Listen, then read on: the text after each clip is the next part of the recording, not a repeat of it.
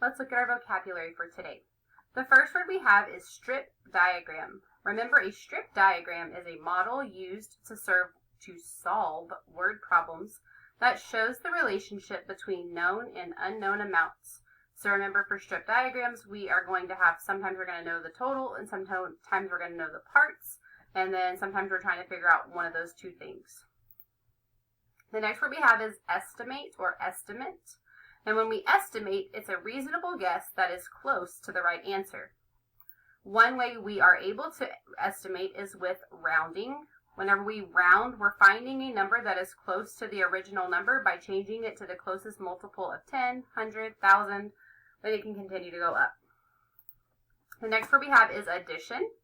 When we are adding, we are combining two or more numbers to get a total. The next word is subtraction. Subtraction is taking away an amount from a larger amount, and we're finding the difference between the two numbers.